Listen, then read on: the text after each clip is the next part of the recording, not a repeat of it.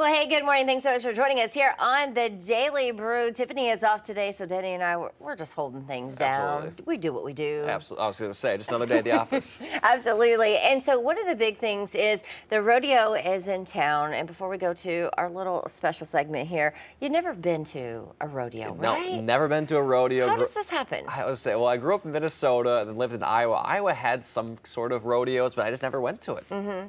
Okay, well, you are in the South now. You are in Arkansas. We're going to get you to a rodeo. I would say, I'm going with my girlfriend on Friday. Oh, so see? we're going Friday night for the pink out, I think I believe the theme Okay, is. good. So what are you most excited to see? I'm just like, the athletes on the bulls, how long they're able to stay on is crazy. And the button busting is pretty cute. So It's adorable. That's the best part. I know, so I'm looking forward to see both those Yeah, things. definitely. Okay, so make sure you go grab you a cowboy hat. Wear it. It'll change your personality. You act like a new person when you got one I was on. going to say, I'll make sure to report back and on Monday and tell you guys how it went. There you go. I love it. All right. So speaking of the rodeo of Ozarks is in town in Springdale at Parsons Stadium. I think this is day 2. A lot going on. Let's check in with 5 News reporter Jacob Luthi with everything that's happening out there. He knows it all. Good morning, Jacob. Yeah, good morning, Joe. We're here at Parsons Stadium in Springdale. We've been here all morning, had to get off the horse to do this shot, but that was a really cool experience that I was able to do.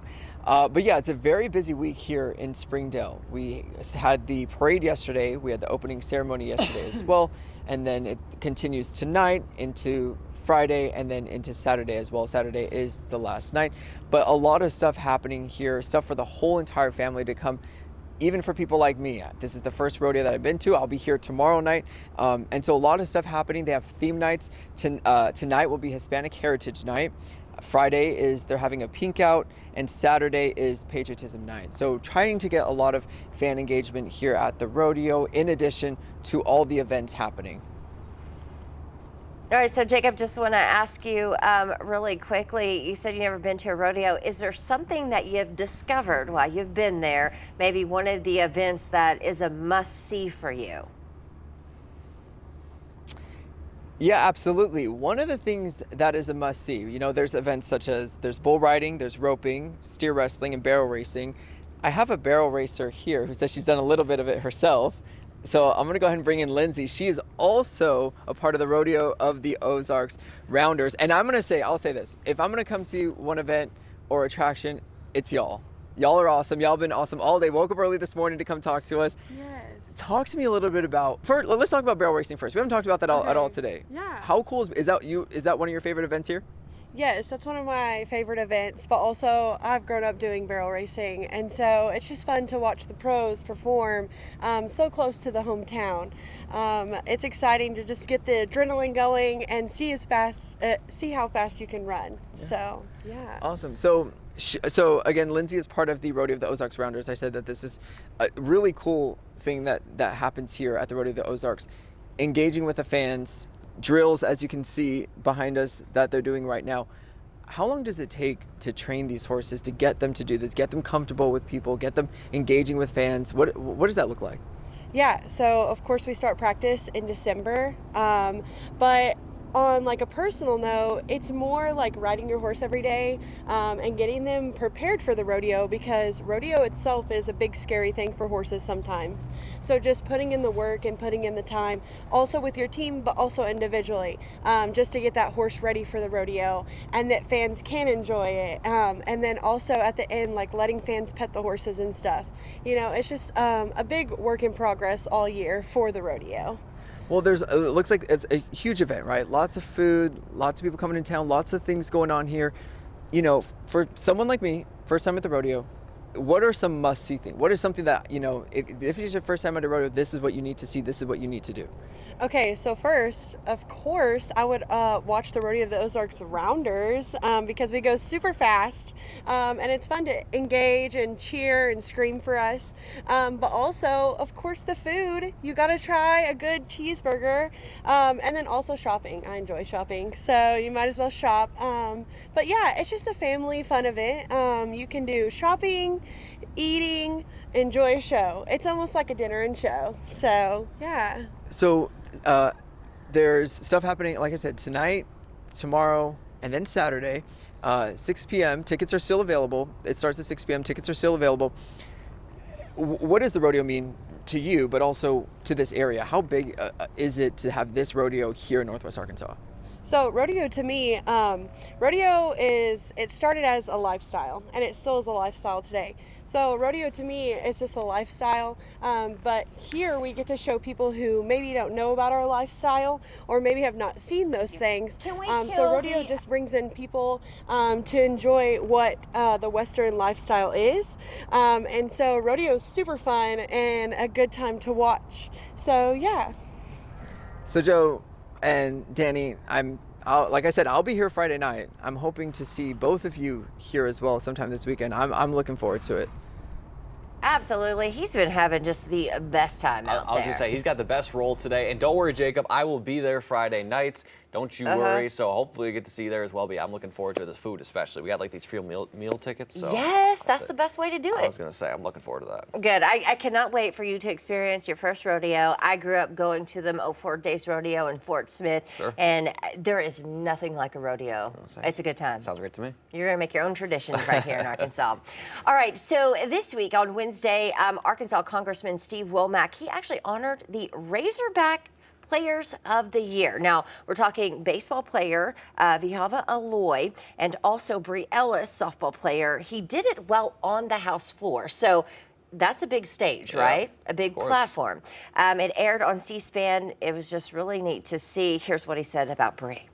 Rise today to honor University of Arkansas softball sensation Bree Ellis, the Southeastern Conference and USA Softball Player of the Year in NCAA Women's College Softball in 2025. It's really, really neat to see him give those athletes a shout out. He went on to talk about baseball as well. Let's hear what he has had to say about that. Rise today to honor University of Arkansas baseball sensation Vahiva Aloy, the 2025 Golden Spikes Award recipient given to the top amateur baseball player in the United States. All right, so just really cool to see that happen. I feel like this right here, this recognition has really went viral online. People, across Arkansas saying, wow, how cool is that, right? And to have two of our own be the best players in their respective sports across the country is crazy, because Aloy won the Golden Spikes, and you just heard Bree Ellis was the Player of the Year. And so to have two of the best players, the best baseball player and softball player both here in Arkansas was great. Fortunately, it didn't end the way we wanted it to, but it's great to always have these superb athletes right here at home. It was really cool. All right, so let's talk about Jeff Bezos' wedding and Venice. We've talked about a lot of people who live there not sort of being happy with all the tourists, right? No. Well, check this out. Guess who arrived today in Venice? Of course. Why wouldn't she be there? Kim Kardashian. Do we have that video? Can we? Okay, so basically having her arrive, I think, is like a catalyst, right, for the whole thing. You know that people are coming, the famous people are coming when you see Kim Kardashian. Yeah, and we saw yesterday, this is going to be between 40 to 48 million euros, which equates to roughly a little bit more, so about 45 to 50 million dollars. Yeah. So I don't know what would entail exactly a $50 million wedding. I mean, weddings themselves are expensive, don't get me wrong, but $50 million of what? There better be some crazy things going on at that wedding. But the question is, are you going to be able to see what happens at that wedding? So you mean, like, do you get a good seat? Yeah, I was going to say, is the media going to be there? Like, are people going to be able to take pictures? I want to see. I'm sure some of the guests there are going to. I'm sure Kim K herself is going to put stuff on Instagram. I'm sure we'll be able to see. Oh yeah, I think so. Oh, there's the mom. I was going to say, so is the whole family there? I guess. I guess it wasn't just Kim K. It was the whole Kardashian clan, yeah, right? To be fair, I don't know the whole Kardashian clan. I know basically a couple of members, but for the most part, I know Rob, of course, the famous lawyer in the OJ trial, but for the most part, I have not kept up with the Kardashians. Sorry. Right, me neither. I just know whenever they show up, everybody thinks it's a big deal. That's all I know. I was going to say, I don't even know. See, my girlfriend's huge into reality TV. I'm not even sure she keeps up with the Kardashians very much, although she is a big Bravo reality fan. Mm-hmm. I can't remember. I'll have to ask her who her favorite Kardashian is, 'cause I'm not sure, because people have their favorites. I don't know if I have a favorite. I can't. I'll go with the old Rob. I'll go with Oh, him. Rob, there we go. There we go. Yeah, why not? All right, so Tesla robo-taxis, have you heard about this? Facing scrutiny after erratic driving, which was caught on camera. Reports saying that they're being investigated by the National Highway Traffic Safety Administration. So remember, whenever we heard, these were coming out, a lot of people were excited. But one reporter saying that a Tesla entered the wrong lane, swerved several times, another slamming its brakes in the middle of the road.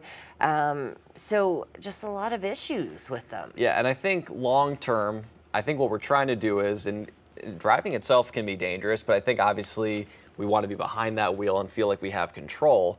But long term, it does appear that if technology works out, it'll be a lot safer. Now, are we going to feel safer in the car? Absolutely not. It's like we're in the front seat, seeing the steering wheel, steer by itself, and to me that scares me. What do you do if it does start sort of freaking out while you're in it? Can you bail, or is it locked in? I was going to say, I don't know if there's a manual override in there, or if you just kind of have to sit there and take it. I've never been in one before. It sounds like they're really only in the Austin area right now. Yeah. We have seen other, not Teslas, but other brand taxis. Jacob was talking about it last week in Arizona, I think, in Phoenix. They have these self-driving taxis.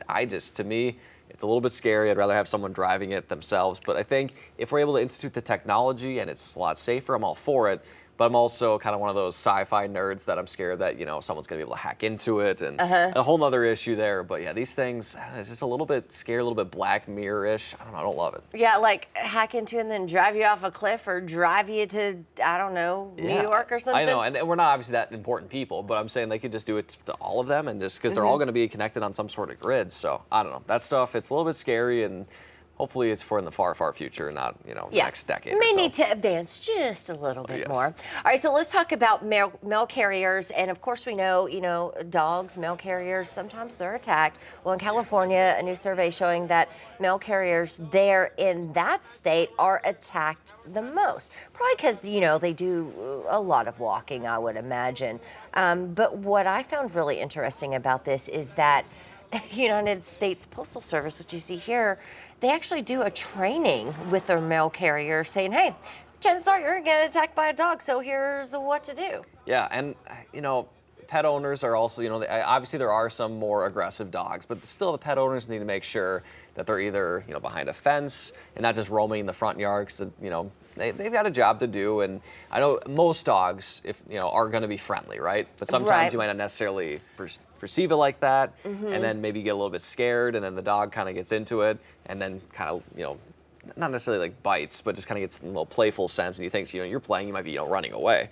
So it's just one of those things where it is kind of a little bit interesting. Of course, your dogs would never do that, though. Never once, not at all. No, as we talked about, though, Adam, the little one, he might have a little bit of an ankle biter, but he's got to stand up for his other Dobermans. Yeah, because so I have two Dobermans and then the little tiny white Shih Tzu, Adam, and I think the Dobermans give him power, right? Oh, sure. I think he feels like he has backup because he always acts up a little bit when they're around. He'll get, a little yappy, do things that he normally wouldn't do because he feels a little frisky. Yeah, absolutely. Like you said, he's the first line of defense, and then beyond that, you have two Dobermans who, as I've heard, they're gentle giants. They're not going to hurt anybody. Yeah, so far. I feel like Adam will go to the back of the fence and he'll pick a fight with the neighbor's dog just to pick it, just to get the Dobermans involved. And then once they start barking and getting involved, then Adam just tells it out of there. Oh, so geez, he's an instigator then. He is. He starts riots and then bells. Oh, That's how it is. Come on, Adam. I know, right?